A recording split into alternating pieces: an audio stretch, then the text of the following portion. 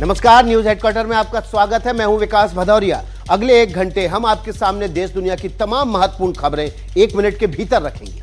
और नमस्कार आप सभी दर्शकों को, मैं आपके साथ आशुतोष चतुर्वेदी। आइए करते हैं शुरुआत और देखते हैं न्यूज हेडक्वार्टर।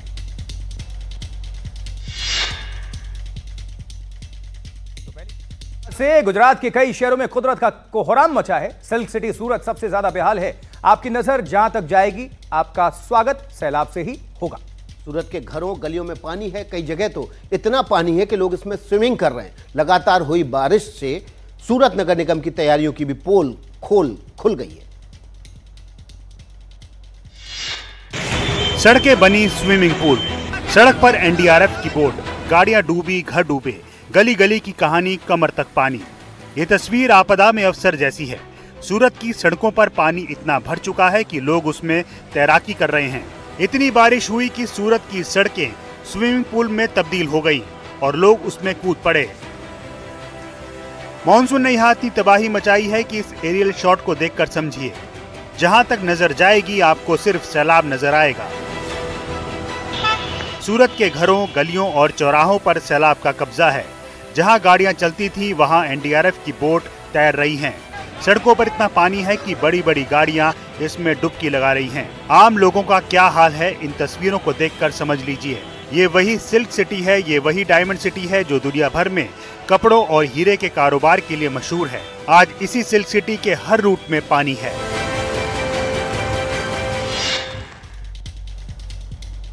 सूरत के बाजारों का बुरा हाल है। बारिश के बाद इतना पानी भर चुका है कि दुकान में रखा सामान पानी से घिर चुका है। लोग किसी तरह बचने की कोशिश कर रहे हैं। सूरत की सड़कों में कई जगह 6 फीट तक पानी जमा है। दर्जनों इलाकों में जल जमाव की स्थिति है। लगातार हो रही भारी बारिश की वजह से कई जगह स्कूल्स को भी बंद करना पड़ा है।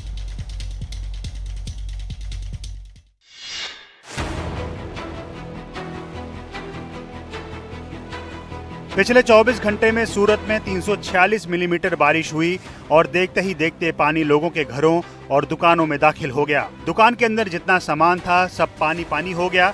जितना सामान बचाया जा सकता था उसे ऊंची जगह पर रखा गया। जो नहीं बचा वो पानी में बह गया। इस दुकान के अंदर की एक एक तस्वीर पर गौर कीजिए। बारिश ने आटा दाल का भाव पानी में बहा दिया है। दुकान के अंदर इतना पानी है कि सामान पानी में तैर रहा है। इस दुकान के अंदर 2 लोग हैं जो सामान बचाने की कोशिश कर रहे हैं, लेकिन फिर भी पूरा सामान नहीं बचा पा रहे हैं। ये सूरत की सिर्फ एक दुकान की तस्वीर थी। आपको बता दें, शहर के दर्जन भर से ज्यादा इलाकों में जल जमाव है। कई जगह सड़कों पर 6 फीट तक पानी भर चुका है और यातायात ठप है। सूरत में तापी नदी के ताप ने ऐसा कोहराम मचाया है कि सरधना पुलिस स्टेशन और आसपास के स्कूलों में पानी घुस चुका है। सूरत में कई जगह स्कूलों को बंद करना पड़ा है। देखिए, गुजरात में मॉनसून की भारी बारिश की वजह से कई शहरों में सैलाब जैसे ही हालात हैं। सूरत की ज्यादातर सड़कों पर पानी है। कई जगह रेलवे ट्रैक और रिहायशी इलाके भी जलमग्न हैं। कुदरत का प्रहार, ढह गई दीवार, बाढ़ बारिश का कोहराम, शहर शहर पानी, कई जिलों में जल जमाव। लगातार हो रही बारिश से गुजरात के कई शहरों में तबाही मची है। सूरत से आई ये तस्वीरें खौफ पैदा करने वाली हैं, जहां एक इमारत के सामने की दीवार पानी का दबाव नहीं झेल पाई और पूरी दीवार देखते ही देखते पानी में बह गई। सूरत में जो तबाही नजर आ रही है वो हैरान करने वाली है। बारिश का पानी सड़कों पर और जो कुछ भी सड़कों पर है वो पानी में है। सड़कों पर घुटनों भर पानी है। कई गाड़ियां सैलाब की जद में हैं। सूरत में मची इस तबाही के पीछे उफनती नदियां हैं। तापी नदी के उफान पर होने से सूरत के कई हिस्से जलमग्न हो गए हैं। उकाई बांध से 2.5 लाख क्यूसेक पानी छोड़े जाने के कारण दुकानों और घरों में पानी घुस चुका है। गुजरात के वलसाड की तस्वीरें देखिए। शहर में तेज बारिश के चलते सड़कों पर जल भराव है। लगातार हो रही बारिश की वजह से बड़ी से लेकर छोटी गाड़ियों की रफ्तार थम चुकी है। महाराष्ट्र के कई जिलों में बारिश का रेड और ऑरेंज अलर्ट है। मुंबई से लेकर रत्नागिरी तक कई जगह जल जमाव है। नासिक में गोदावरी नदी तांडव मचा रही है, जिससे बड़े इलाके में पानी भर चुका है। पूरी खबर देखिए बहुत जल्द। महाराष्ट्र में मानसून की तैयारियों का लाख दावा करने के बावजूद जो तस्वीरें सामने आ रही हैं वो प्रशासन के हर दावे की पोल खोल रही हैं। गोदावरी नदी बेकाबू हुई और नासिक के मंदिर, घाट और घरों तक सैलाब पहुंच गया। नदी के आसपास जितने भी इलाके हैं जलमग्न हो चुके हैं। लोगों के घरों और दुकानों में भी पानी है। हालांकि बाढ़ के तेज प्रवाह के बावजूद गंगा गोदावरी मंदिर टिका हुआ नजर आया। रामकुंड घाट और आसपास के ऐतिहासिक मंदिर पूरी तरह पानी में डूब गए हैं। गोदा काठ इलाके के मंदिरों में पानी घुसने से पूजा अर्चना में परेशानी हुई है। स्थानीय प्रशासन ने लोगों से नदी किनारे न जाने की अपील की है। नासिक के गोदावरी नदी के किनारे के बाजार में हाहाकार मचा है। गोदा काठ का बाजार पानी की जद में है। आसपास की पार्किंग में भी पानी ही पानी है। गोदावरी नदी में आए उफान से नासिक के निचले इलाकों में जल भराव है, जिससे सड़कें बंद हो चुकी हैं।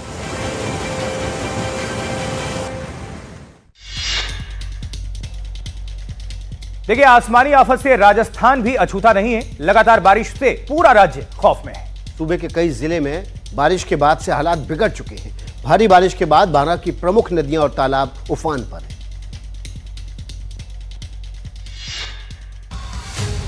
और बारां जिले में लगातार हो रही बारिश के बाद कई इलाके बाढ़ जैसे हालात में बदल चुके हैं। सड़कों पर पानी का दरिया बह रहा है। जिधर देखो उधर ही सैलाब नजर आ रहा है। भारी बारिश के बाद बारां की सड़कों पर कई फीट पानी जमा हो गया है और कई वाहन फंस गए हैं। इस दौरान कई बाइक सवार अपनी बाइक को धक्का लगाकर ले जाते हुए दिखाई दिए। वहीं भारी बारिश के बाद पार्वती नदी का जलस्तर बढ़ गया है और नदी का पानी रिहायशी इलाकों में घुस गया है। हर तरफ सैलाब ही नजर आ रहा है, जो अपने साथ सब कुछ बहा ले जाने को आमादा है। वहीं भेड़ चराने गए कई चरवाहे भी पार्वती नदी की उफान की वजह से नदी के टापू पर फंस गए हैं। जानकारी मिलने पर एसडीआरएफ की टीम मौके पर पहुंची और 29 लोगों और 2000 से ज्यादा पशुओं का नदी के टापू से रेस्क्यू किया।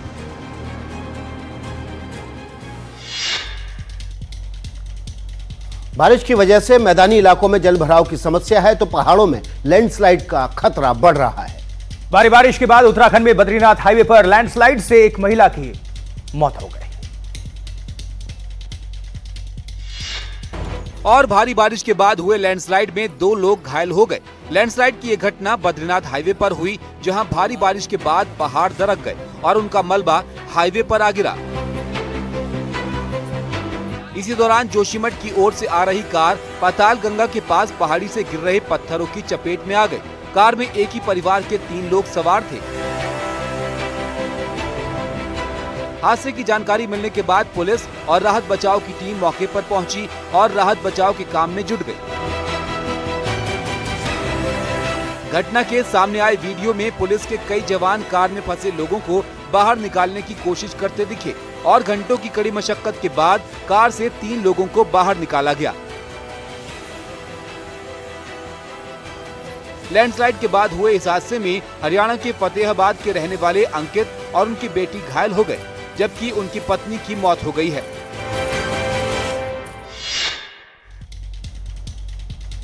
देखिए, देश भर के कई हिस्सों में आसमानी आफत से हाहाकार है, तो कई जगहों पर भारी बारिश का साइड इफेक्ट यह है कि भूस्खलन से संपर्क टूट चुका है। कुछ ऐसा ही हाल असम में है, जहां दीमा हसाओं में बड़ा भूस्खलन हुआ है। भूस्खलन के बाद आसपास के इलाकों से संपर्क टूट गया है और लोग भारी मुसीबतों का सामना कर रहे हैं। 1 मिनट में पूरी रिपोर्ट। भारी बारिश के बाद हर तरफ ऐसा ही हाल है। रह रहकर लैंडस्लाइड हो रहा है, कभी थोड़ी तो कभी ज्यादा। ये वीडियो असम के दीमा हसाओ इलाके का है, जहां भारी भूस्खलन के बाद हालात कुछ इस कदर बिगड़ गए कि ट्रेनों की आवाजाही भी बंद हो गई। भारी लैंडस्लाइड के बाद रेलवे ट्रैकों पर भारी मात्रा में मलबा पड़ा है। हालात ये हैं कि इलाके में लोगों का हर तरफ से संपर्क टूट चुका है। भूस्खलन का असर हाफलोंग सिलचर रेल मार्ग पर भी पड़ा। ट्रेनें रुकी हुई हैं और नेशनल हाईवे 27 पर भी असर पड़ा है। अधिकारियों के मुताबिक नेशनल हाईवे अथॉरिटी का हाईवे और उससे लगे रेलवे ट्रैक पर मरम्मत का काम चल रहा था। इसी दौरान भूस्खलन हुआ। नॉर्थ ईस्ट फ्रंटियर रेलवे ने नेशनल हाईवे अथॉरिटी से तुरंत एहतियाती कदम उठाने को कहा है, जिससे ट्रैक को और नुकसान नहीं पहुंचे। रेलवे ट्रैक से मलबा हटाने का काम भी शुरू हो गया है।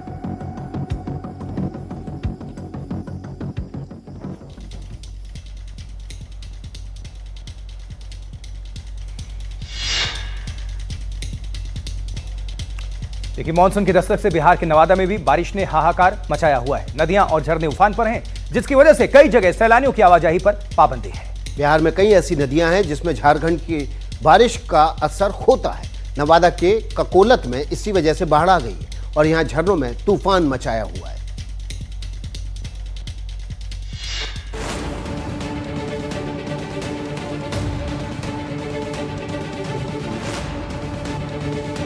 नवादा के काकोलत में भारी तबाही मची है। सैलाब ने ऐसा कोहराम मचाया कि नदियों के साथ साथ झरनों में भी तूफान मचा है।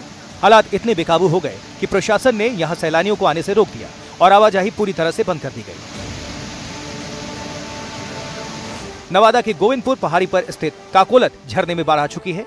इससे निकलने वाला पानी का वेग इतना खौफनाक है कि कोई इसके करीब जाने की हिम्मत नहीं जुटा पा रहा।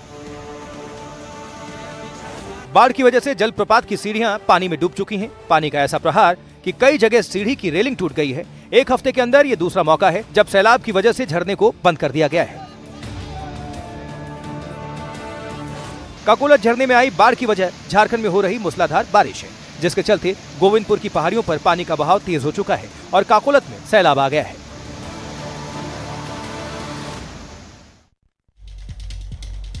खूबसूरत लगती ये तस्वीर किसी के लिए आफत लेकर आती है। मौसम के मिजाज की बात हो रही है, ये खतरनाक हो चुका है। देश के कई हिस्सों में मानसून आ चुका है। जी हाँ, कई हिस्सों में मौसम विभाग ने चेतावनी जारी की है। कहां मौसम का अलर्ट है, चलिए आपको बताते हैं। देखिए, दिल्ली एनसीआर, यहां मानसून पहुंचने की संभावना है। मध्यम बारिश की भी संभावना है। देखिए, गरज के साथ तेज हवाएं चल सकती हैं। गुजरात की बात कर लें तो भारी बारिश का येलो अलर्ट यहां पर जारी है। देखिए, 16 जिलों में यहां पर अलर्ट है। मूसलाधार बारिश, जल भराव की स्थिति यहां पर बन सकती है। बिल्कुल। और मध्य प्रदेश की अगर बात करें तो भारी बारिश का रेड अलर्ट जारी है, जो कि शिवपुरी और श्योपुर में सबसे ज्यादा बारिश को लेकर भी अलर्ट है। वहां ग्वालियर चंबल रीजन में भी बारिश की आशंका है। 4 से 8 इंच तक बारिश की आशंका यहां पर मौसम विभाग ने जताई हुई है। जबकि हिमाचल प्रदेश भारी बारिश की आशंका और ऑरेंज अलर्ट यहां भी जारी है। जबकि राजस्थान की अगर बात कर लें हिमाचल के बाद, तो राजस्थान के पूर्वी इलाके में मूसलाधार बारिश यहां पर संभव है और कई जगह जल भराव की संभावना है। पूर्वोत्तर भारत में भारी बारिश का अलर्ट है, जैसे असम, मेघालय, अरुणाचल प्रदेश में बारिश होगी और नागालैंड, मणिपुर में भी मूसलाधार बारिश की पूरी संभावना है। इसके अलावा यहां पर अलर्ट है, जल भराव भी होगा क्योंकि ज्यादा बारिश होगी। और अब बिहार और झारखंड की अगर बात कर लें दक्षिण भारत के बाद, तो बिहार और झारखंड में मूसलाधार बारिश का अलर्ट है। अब दक्षिण भारत, बिल्कुल। केरल, कर्नाटक में अलर्ट है और भारी बारिश की यहां पर आशंका है। महाराष्ट्र की बात कर लें तो यहां पर भी भारी बारिश का अलर्ट है। लोगों को सावधान रहने के लिए कहा गया है। घर से निकलने से पहले आप अपने स्थानीय प्रशासन से मौसम की जानकारी ले लें और एनडीटीवी रोज 7 बजे देखना बिल्कुल नहीं भूलें, क्योंकि हम आपके इलाके की पूरी जानकारी मौसम के हिसाब किताब के साथ रखते हैं। एक बड़ी खबर आ रही है, देखिए, आपातकाल, कल इमरजेंसी 50 बरस पूरे होने जा रहे हैं और आपातकाल की 50वीं सालगिरह की पूर्व संध्या पर आयोजित कार्यक्रम में गृह मंत्री अमित शाह ने कहा है कि कभी भी 1975 की तानाशाही को भूलना नहीं चाहिए। अमित शाह ने आगे कहा है कि अगर लोकतंत्र को हिला देने वाली आपातकाल जैसी घटना की यादें धुंधली हो जाती हैं तो ये राष्ट्र के लिए हानिकारक है। बिल्कुल, अमित शाह गृह मंत्री, उन्होंने इमरजेंसी को याद किया और उसके बहाने निशाना साधा है। जनता ना तानाशाही को बर्दाश्त करती है। आपातकाल से लड़ाई ने लोकतंत्र को जीवित रखा है। अमित शाह क्या कुछ कहा है गृह मंत्री अमित शाह ने, आपको सुनवाते हैं। आपातकाल क्या था, इसकी व्याख्या कोई एक वाक्य में नहीं हो सकती। मैंने बहुत सोच विचार कर प्रयास किया। मैं मानता हूं ये संपूर्ण नहीं है, परंतु एक मल्टी पार्टी डेमोक्रेसी, मूल स्वभाव जिस देश का लोकतांत्रिक है, ये लोकतांत्रिक देश के स्वभावगत लोकतांत्रिक देश की मल्टी पार्टी डेमोक्रेसी को व्यक्ति के तानाशाही में बदलने का षड्यंत्र का नाम है आपातकाल, जिसका उस वक्त अनेक लोगों ने पुरजोर विरोध किया, व्यक्तिगत नुकसान उठाकर भी विरोध किया। अगली खबर दिल्ली से सटे गुरुग्राम की है। यहां पर तेज रफ्तार के कहर ने एक युवक की जान ले ली। हादसे का जो सीसीटीवी सामने आया है वो दिल दहलाने वाला है। देखिए, एक ढाबे के बाहर 2 युवक सड़क के किनारे खड़े थे और तभी एक कार ने जोरदार टक्कर मार दी। फिर क्या हुआ, देखिए रिपोर्ट।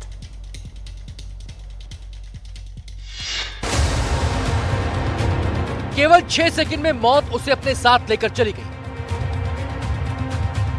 LLB की पढ़ाई कर रहा हर्ष अपने दोस्त के साथ सड़क किनारे खड़ा होकर बातचीत कर रहा था। तभी एक बेलगाम स्कॉडा ने दोनों को जोरदार टक्कर मारी और पलक झपकते ही मौके से गायब हो गई। आसपास के लोगों ने दोनों युवकों को अस्पताल पहुंचाया, लेकिन तब तक बहुत देर हो चुकी थी। तेज रफ्तार से एकदम गाड़ी आई पीछे से, तो पता नहीं मेरे को उसमें कि उसका क्या रीज़न था क्या नहीं था, किस वजह से आया तो क्या था हमें नहीं पता। हमारा एक भाई चला गया और उन्हें दम तोड़ दिया। बताया जा रहा है कि आज सुबह हर्ष अपने दोस्त के साथ दिल्ली जयपुर हाईवे के एक ढाबे पर कुछ खाने के लिए आया था। ढाबे पर ज्यादा भीड़ होने की वजह से दोनों सड़क किनारे इंतजार करने लगे, तभी कार ने दोनों को जोरदार टक्कर मार दी। पुलिस अब CCTV के आधार पर कार चालक तक पहुंचने की कोशिश कर रही है।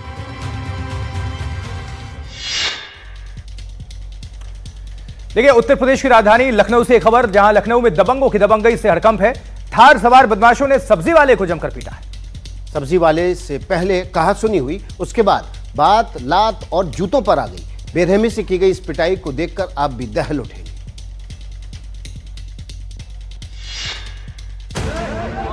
और नवाबों के शहर में दबंगों की दबंगई का वीडियो सामने आया है, जो सोशल मीडिया पर वायरल हो रहा है। वीडियो में थार सवार 2 लोग एक सब्जी वाले को बेरहमी से पीटते हुए दिखाई दिए। सब्जी वाले के साथ मारपीट का ये वीडियो मोहनलालगंज इलाके का है। बताया जा रहा है कि यहाँ थार में सवार 2 लोग सब्जी खरीदने आए। इस दौरान सब्जी के दाम को लेकर उनकी सब्जी वाले के साथ पहले कहासुनी हुई और फिर देखते ही देखते दोनों दबंगों ने सब्जी वाले के साथ मारपीट शुरू कर दी। वायरल वीडियो में दिखाई दिया कि 2 लोग सब्जी वाले का गला पकड़कर उस पर घूंसे बरसा रहे हैं। इस दौरान एक दबंग ने जमीन पर पड़ा डंडा उठाया और सब्जी वाले पर दनादन डंडे बरसाने शुरू कर दिए। इस दौरान मौके पर मौजूद लोगों ने सब्जी वाले को छुड़ाने की कोशिश भी की, लेकिन दबंग उसे बेरहमी से पीटते रहे और फिर फरार हो गए। सब्जी वाले की शिकायत के बाद पुलिस ने दोनों आरोपियों को गिरफ्तार कर लिया है और उनकी थार गाड़ी को ही सीज कर लिया है।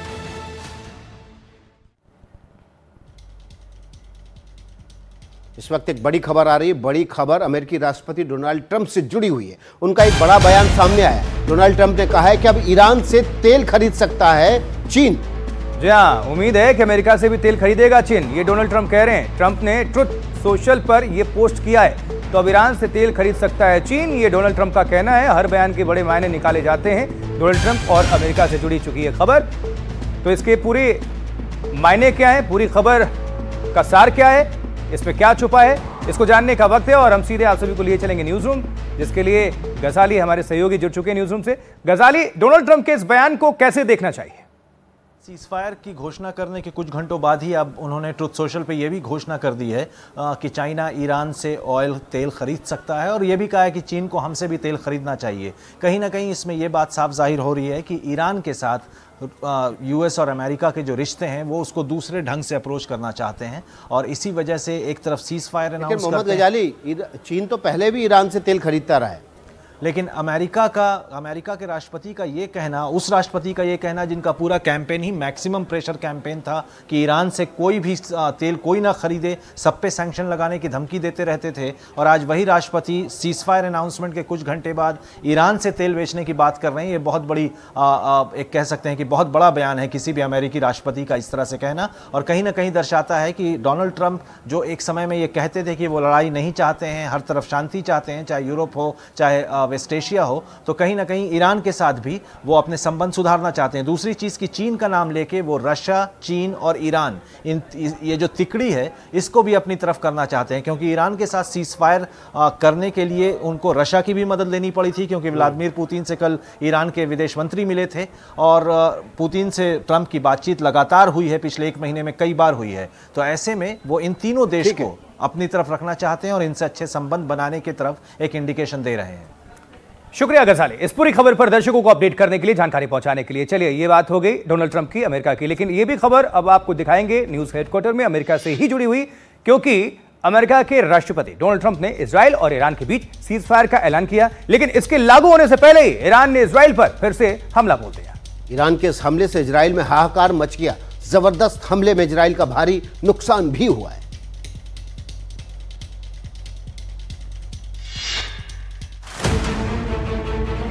अमेरिका की राष्ट्रपति ट्रंप ने सीज फायर का ऐलान जरूर किया, लेकिन इसके जमीन पर उतरने से पहले ईरान ने इजराइल की जमीनें दहला दी। ईरान ने इजराइल पर बैलिस्टिक मिसाइल से जोरदार हमले किए। हमले का सबसे ज्यादा नुकसान इजराइल के बीरशेवा में देखा गया। यहाँ इमारतों को बड़ा नुकसान हुआ।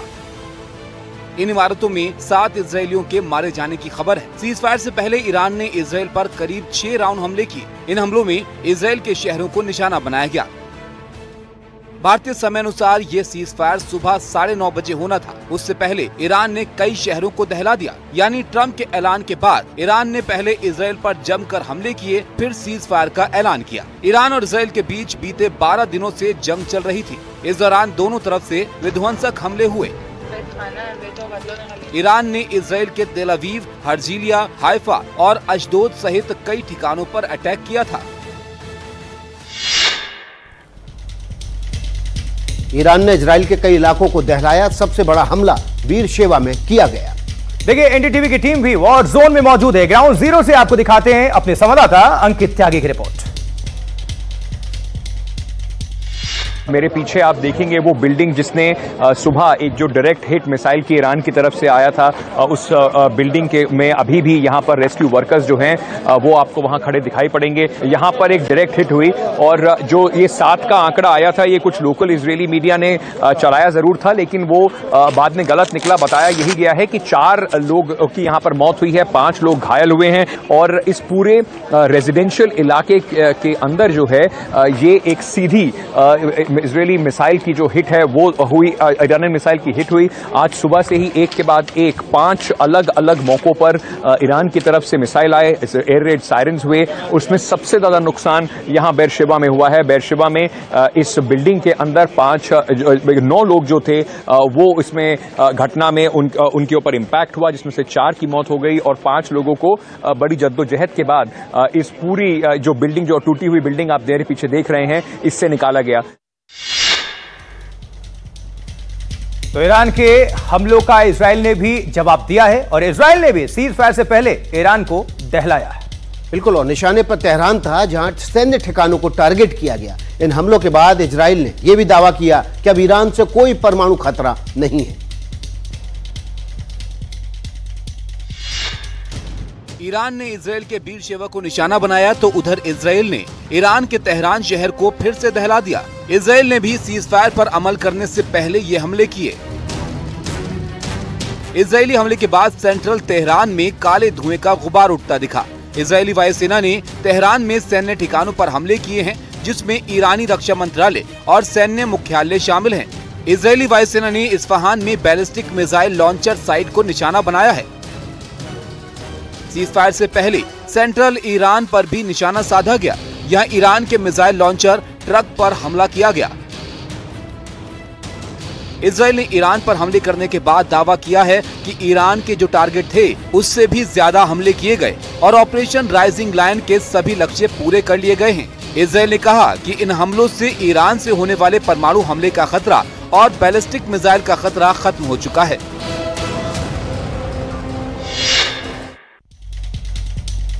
अमेरिका के हमले के बाद ईरान ने चेताया था कि अब मिडिल ईस्ट में अमेरिका के सैन्य बेस पर हमले किए जाएंगे। देखिए, बीती रात ईरान ने यह कर दिखाया। ईरान ने कतर में अमेरिकी बेस पर मिसाइल अटैक किया है।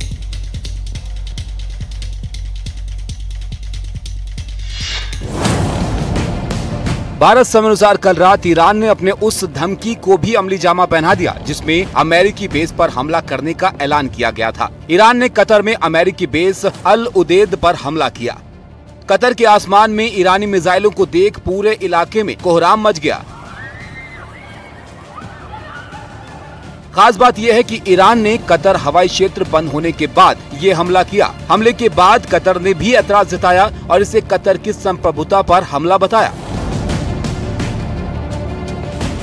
हमले के बाद ईरान ने इस हमले को सफल बताया। आपको बता दें कि अल उदेद बेस मिडिल ईस्ट में अमेरिका का सबसे बड़ा सैन्य अड्डा है। अमेरिका का सेंट्रल कमांड सेंटर है। यहाँ 10,000 से 13,000 अमेरिकी सैनिक तैनात रहते हैं। बेस पर लगभग 100 ऑपरेशनल विमान हैं।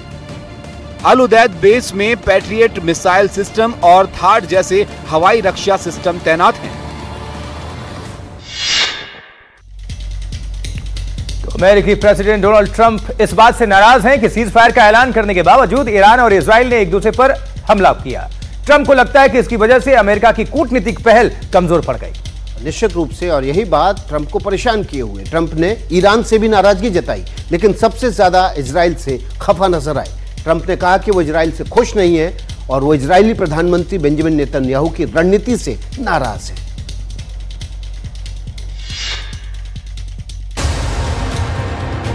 ट्रंप कब क्या करेंगे कोई नहीं जानता। कल तक वो इजराइल के साथ मिलकर जंग कर रहे थे, ईरान पर हमले कर रहे थे और अब सीज फायर करवाकर खुद को पीस मेकर साबित करने में जुटे हैं। यही वजह है कि जब सीज फायर के बावजूद इजराइल ने ईरान पर हमले किए तो नाराज हो गए। ट्रंप अब इजराइल को ही कोस रहे हैं। I don't think so, but I'm not happy that Israel is going out now. There was one rocket that I guess was fired overboard. It was after the time limit and it missed its target. And now Israel's going out. These guys got to calm down. It's ridiculous. I didn't like plenty of things I saw yesterday. I didn't like the fact that Israel unloaded right after we made the deal. They didn't have to unload. And I didn't like the fact that the retaliation was very strong. But in all fairness, Israel unloaded a lot. And now I hear Israel just went out because they felt it was violated by one rocket that didn't land anywhere. That's not what we want, I'll tell you. And I'm telling you, I'm not happy about that, Israel. तो Iran Israel के ऊपर Donald Trump कुछ ज्यादा ही गुस्से में दिख रहे हैं और इससे पहले ट्रंप ने दोनों में सीज फायर का दावा किया था। ट्रंप कई बार जंग के बीच सीज फायर का दावा कर चुके हैं। अब जानिए कि ट्रंप युद्ध के बीच कब कब सीज फायर का दावा कर चुके हैं और क्या क्या विवाद उसके बाद खड़े हुए। बिल्कुल, देखिए 24 जून 2025 Israel Iran cease fire. Trump ने सीज फायर कराने का दावा तो किया। अब मई 2025 में क्या हुआ विकास? देखिए, मई 2025 में भारत पाकिस्तान के बीच सीज फायर का भी दावा ट्रंप ने किया और अपने दावे की पुष्टि के लिए कम से कम 15 बार इसको दोहराया भी, और भारत ने सिरे से खारिज कर दिया। अब देखिए, ट्रंप के दावे पर सवाल उठे विदेश मंत्रालय ने। भारतीय विदेश मंत्रालय ने खंडन कर दिया। जॉन बोल्टन ने भी ट्रंप के दावों को खारिज किया था और जॉन बोल्टन ने कहा कि उनकी क्रेडिट लेने की आदत है। ये जॉन बोल्टन ने एक बार नहीं, कम से कम 3 बार अलग अलग जगहों पर कहा।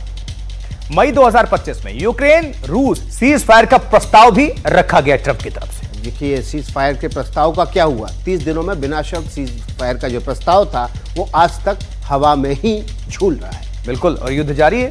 ज़ेलेंस्की की व्हाइट हाउस में ट्रंप से मिले ज़ेलेंस्की ने ट्रंप की आलोचना कर दी। वो वीडियो तो वायरल था, दुनिया ने भी देखा था कि किस तरह से बुलाकर धमकाने की कोशिश कर रहे थे, लेकिन ज़ेलेंस्की ने कैसे उत्तर दिया था और बताया कि जवाब भी दिया जाता है। एक बात इससे आशुतोष साफ हो गई कि अमेरिका को जो धमका के रखेगा वो सुख में रहेगा, और ईरान ने भी कुछ ऐसा ही किया है। अगली खबर का रुख कर लेते हैं। पाकिस्तान एक बार फिर संकट में है। बलूचिस्तान फिर से सीधे सीधे पाकिस्तानी हुक्मरानों से टक्कर लेने के मूड में आ गया है। अपनी आज़ादी की मांग को लेकर बलूचिस्तान धधक रहा है। बिल्कुल, और लाखों लोग सड़कों पर हैं और ये उसका वीडियो सामने आया, ताज़ा वीडियो है। आपको याद होगा, भारत के ऑपरेशन सिंदूर के वक्त भी बलूचिस्तान ने पाकिस्तान का झंडा हटाकर अपना झंडा लहरा दिया था।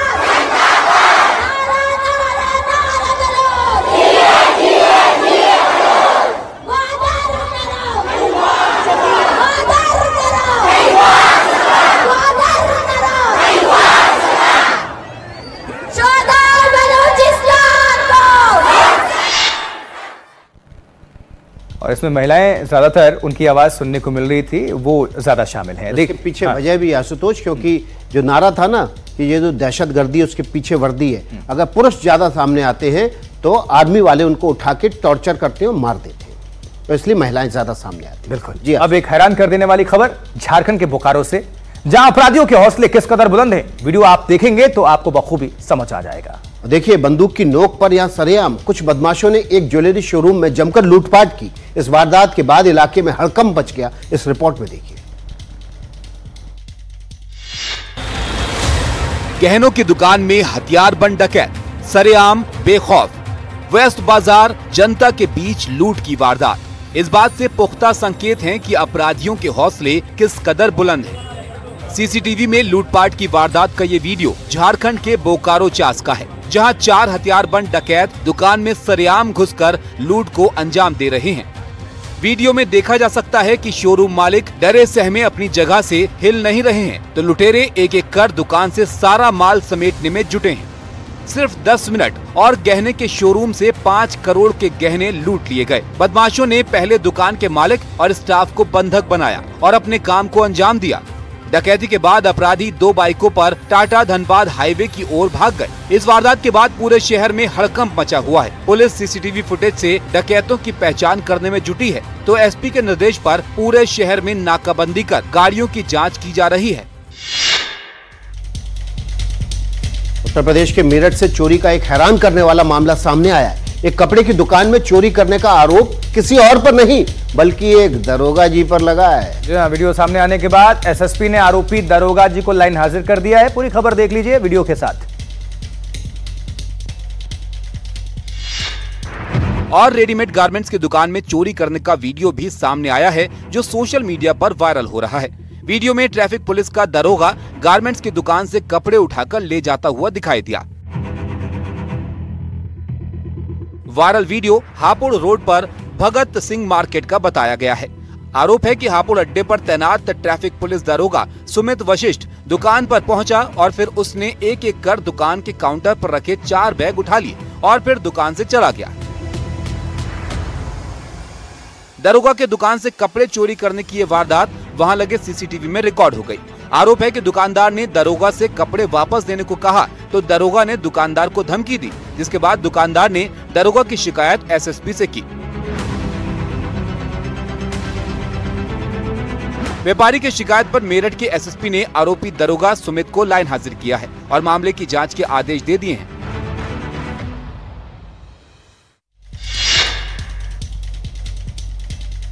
और अब खबर रेलवे की, जो आपके लिए बेहद जरूरी है। सूत्रों के मुताबिक 1 जुलाई 2025 से रेलवे अपने किरायों में बदलाव करने जा रहा है। ये बदलाव कितना होगा, कब होगा, कैसे होगा, ये पूरा बदलाव का एक चार्ट हम आपके सामने रखने वाले हैं। इसके जरिए आपके किराए का टैरिफ क्या होगा, ये आपको जानने में आसानी होगी। जी हाँ, 1 जुलाई 2025 रेलवे का नया किराया tariff non AC mail express प्रति किलोमीटर 1 पैसा अतिरिक्त होगा। किराया प्रति किलोमीटर 1 पैसा। अगर आप 100 किलोमीटर चल गए तो ये बढ़कर 1 रुपये, मतलब ये कैलकुलेट होके 1 रुपये हो जाएगा। एसी क्लास प्रति किलोमीटर 2 पैसे की वृद्धि की गई है, यानी कि 100 किलोमीटर चले तो 2 रुपए की वृद्धि। सामान्य द्वितीय श्रेणी में 500 किलोमीटर तक की यात्रा अगर करेंगे कोई वृद्धि इसमें नहीं है। और 500 किलोमीटर से अधिक दूरी यानी कि प्रति किलोमीटर अगर 0.5 यानी कि आधा किलोमीटर भी होती है, तो अगर 500 किलोमीटर से ज्यादा की दूरी है तो ये आधा पैसा ज्यादा इस पर चार्ज प्रति किलोमीटर लगेगा। उपनगरीय और मासिक सीजन टिकट किराए में कोई बदलाव नहीं किया गया है और कुल मिलाकर कहें विकास तो बहुत ज्यादा किराए में वृद्धि तो नहीं हो रही। जी बिल्कुल, लेकिन इसके अलावा रेलवे ने 1 जुलाई 2025 से कुछ और बदलाव किए। ये बदलाव भी आपके लिए जानना जरूरी है। जी हाँ, टिकट बुकिंग सिस्टम यात्रा से 24 घंटे पहले कंफर्म सीटों का चार्ट जारी होगा। 24 घंटे पहले, यानी कि अब लास्ट जो 4 घंटे पहले समय होता था, पहले ये समय 4 घंटे 3 घंटे होता था, तब तक आपको इंतजार नहीं करना होगा। 24 घंटे पहले आपको जानकारी मिल जाएगी। तो तत्काल टिकट बुकिंग के लिए आधार वेरिफिकेशन अनिवार्य कर दिया गया है। इसके अलावा टिकट एजेंट्स तत्काल बुकिंग विंडो खुलने से पहले 30 मिनट तक एजेंट्स को टिकट बुक करने की अनुमति नहीं होगी। यानी कि जब विंडो खुलेगी तब आप तत्काल टिकट, अगर आप एजेंट है तो नहीं बुक कर सकते, पहले प्रायोरिटी पैसेंजर को मिलेगी। यानी जो टिकट को लेकर मारामारी, कालाबाजारी और ये सब कुछ होता था, शायद इसमें रियायत मिले। और लेकिन देखने वाली बात होगी कि जमीनी हकीकत क्या है। चलिए अगली खबर का रुख कर लेते हैं। अगली खबर ईरान से जुड़ी हुई है। ईरान ने जैसे ही कतर पर हमला बोला, राजधानी दोहा में कोहराम मच गया और लोग इधर उधर भागते नजर आए। हालांकि इन हमलों से किसी को कोई नुकसान तो नहीं हुआ, लेकिन लोगों के चेहरे पर दहशत साफ तौर पर देखी गई।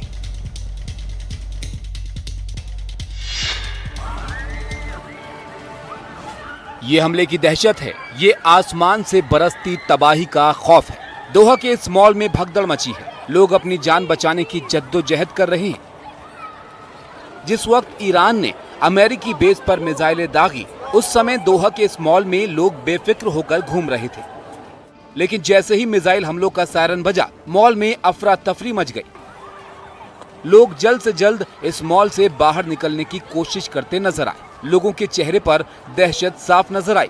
कतर सरकार ने बताया है कि ईरान के हमलों में कोई भी हताहत नहीं हुआ है, लेकिन मिसाइल हमले का सायरन सुनते ही लोग इधर उधर भागने लगे। दोहा का विलाजियो मॉल कतर की राजधानी दोहा के अलवाब इलाके में है, जो दोहा का एक प्रमुख शॉपिंग सेंटर है। यहाँ हर दिन करीब 50,000 लोग आते हैं। मॉल में 200 से ज्यादा स्टोर के साथ थीम पार्क और सिनेमा घर भी है।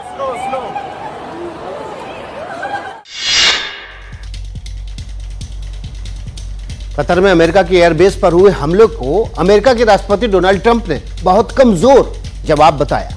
ट्रंप ने दावा किया कि ईरान ने कतर पर 14 मिसाइल बरसाई थी, जिसमें से 13 को मार गिराया गया।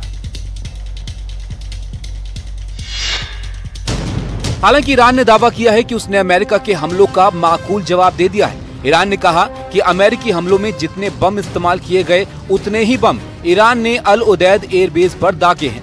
ईरान ने ये भी साफ किया है कि दोहा के जिस अमेरिकी सैन्य ठिकाने को निशाना बनाया गया वो रिहायशी इलाकों से काफी दूर था। ईरान के हमलों के बाद कतर के विदेश मंत्रालय के प्रवक्ता माजिद अल अंसारी ने कहा कि ये हमले कतर की संप्रभुता के साथ साथ अंतर्राष्ट्रीय कानून का खुला उल्लंघन है। अमेरिकी राष्ट्रपति ट्रंप ने दावा किया है कि ईरान ने हमले से पहले अमेरिका को आगाह कर दिया था, जिससे जान माल का कोई नुकसान नहीं हुआ है। कतर सरकार के अधिकारियों ने भी जानकारी दी है कि ईरान के हमलों से पहले बेस को खाली करा लिया गया था, जिससे किसी तरह का नुकसान नहीं हुआ है।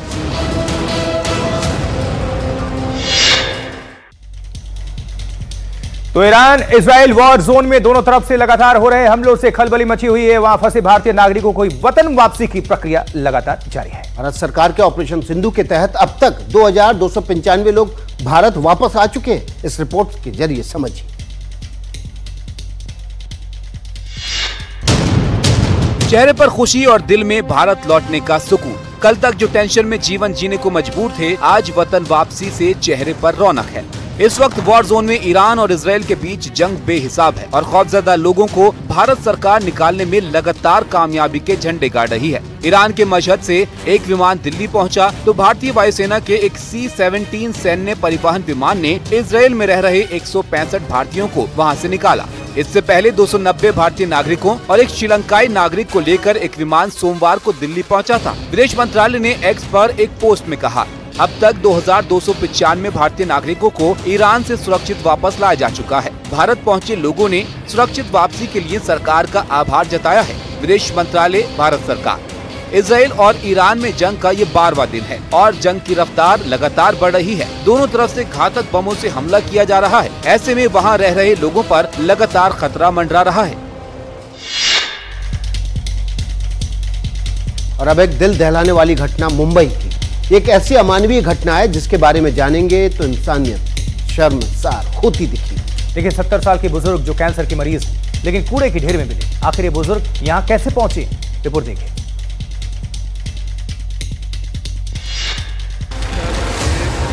मुंबई की ये खबर टीवी चैनलों और अखबारों में सुर्खियों में है। जो तस्वीर सामने आई है उसमें एक महिला खराब हालत में पड़ी हुई है। वो उम्र जब उसे एक लाठी की जरूरत होती है, वो लाठी जो बुजुर्गियत में उसका सहारा बने। 70 साल की इस बुजुर्ग की भी लाठी है, उसका पोता, लेकिन वो कैंसर से पीड़ित अपनी दादी को कूड़े के ढेर में फेंक गया। यहाँ चारों तरफ हरियाली है तो इलाका सुनसान भी है। वो इलाका जहाँ थोड़ी भीड़ भाड़ कम होती है। ये वही इलाका है जहाँ कूड़े के ढेर में ये बुजुर्ग महिला पड़ी हुई मिली। इस अमानवीय हरकत ने हर किसी को शर्मसार कर दिया। घटना स्थल के आसपास के सीसीटीवी फुटेज की मदद से पुलिस आरोपी की तलाश कर रही है। शुरुआती जांच में पता चला है कि महिला स्किन कैंसर से पीड़ित है और पीड़ित बुजुर्ग महिला को कूपर अस्पताल में भर्ती करा दिया गया है।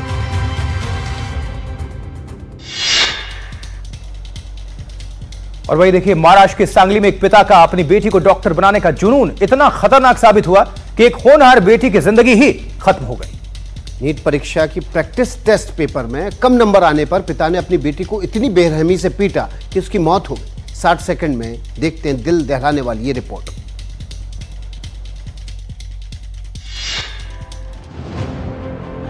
सांगली की रहने वाली 17 साल की साधना भोसले, जो 10वीं में 92.6 अंक लाकर घर की शान थी, अपने पिता धोंडीराम भोसले के सपनों का बोझ ढो रही थी। पेशे से टीचर पिता चाहता था कि उसकी बेटी नीट की परीक्षा में झंडे गाड़ दे, लेकिन जब साधना नीट के प्रैक्टिस टेस्ट में कम अंक लेकर आई तो पिता का गुस्सा 7वें आसमान पर पहुंच गया।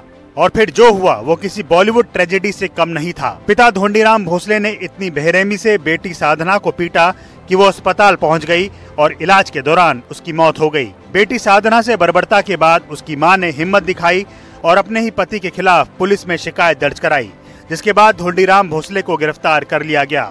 मारहाण केल्याने ती गंभीर आजारी झाल्याने तिला उपचारकामी हॉस्पिटलला नेले। उपचार चालू असताना मयत झाली।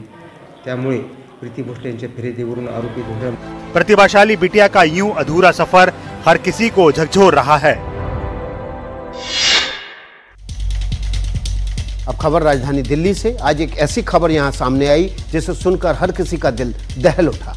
ज्योतिनगर इलाके में एक मुस्लिम युवक ने एक लड़की को छत से फेंक दिया, जिसके बाद उसकी मौत हो गई। बताया जा रहा है मृतक लड़की आरोपी तौफीक को राखी बांधती थी और उसे अपना भाई मानती थी।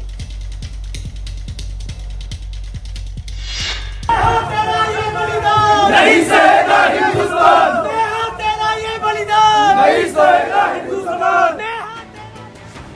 तस्वीरें दिल्ली के ज्योतिनगर इलाके की है, जहां नारेबाजी के बीच नेहा नाम की लड़की की अंतिम यात्रा निकाली जा रही है। नेहा के इस अंतिम सफर में भारी पुलिस बल भी मौजूद है। इतने पुलिस वाले किस लिए आए, अब ये भी आपको बताते हैं। दरअसल नेहा की हत्या का आरोप तौफीक नाम के मुस्लिम युवक पर लगा है, जो उत्तर प्रदेश के मुरादाबाद का रहने वाला है। मृतक नेहा के पिता का आरोप है कि जिस तौफीक को नेहा अपना भाई मानती थी, वही तौफीक बुर्का पहनकर घर में घुसा, उसे धक्का दिया और फिर नेहा को छत से फेंक दिया, जिसके बाद घायल नेहा को जीटीबी अस्पताल में भर्ती कराया गया, जहां इलाज के दौरान उसकी मौत हो गई। नेहा के पिता के मुताबिक उनका परिवार 3 साल से आरोपी तौफीक को जानता है और आरोपी तौफीक नेहा को काफी समय से परेशान कर रहा था। मृतक नेहा के पिता की शिकायत के बाद पुलिस ने आरोपी के खिलाफ केस दर्ज कर लिया है और उसकी तलाश शुरू कर दी है।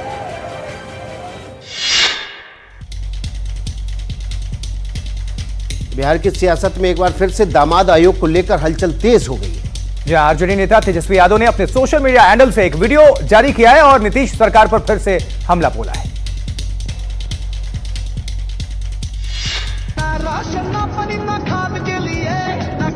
ये वीडियो आरजेडी नेता तेजस्वी यादव ने अपने एक्स हैंडल से शेयर किया है, जिसमें उन्होंने नीतीश सरकार पर तंज कसते हुए दामाद आयोग का मुद्दा फिर से उठाया है। इस वीडियो में तेजस्वी यादव बिहार के मुख्यमंत्री नीतीश कुमार पर कैसे हमला बोल रहे हैं, किन किन मुद्दों पर उनकी सरकार को घेर रहे हैं, वीडियो में आप खुद ही सुन लीजिए। तेजस्वी यादव ने इस वीडियो के जरिए जिन विपक्षी नेताओं के दामादों को आयोगों में जगह देने का आरोप लगाया है, उन लोगों को नाचते गाते हुए भी दिखाया गया है। आरजेडी नेता तेजस्वी यादव ने दामाद आयोग के बहाने विपक्ष को घेरा तो जीतन राम मांझी भड़क गए। दरअसल बिहार में ये सारा सियासी ड्रामा इसलिए हो रहा है क्योंकि इसी साल यहाँ विधानसभा चुनाव होने वाले हैं और चुनाव से पहले हर पार्टी का नेता अपने विरोधियों पर हमला बोलने का कोई मौका नहीं छोड़ना चाहता।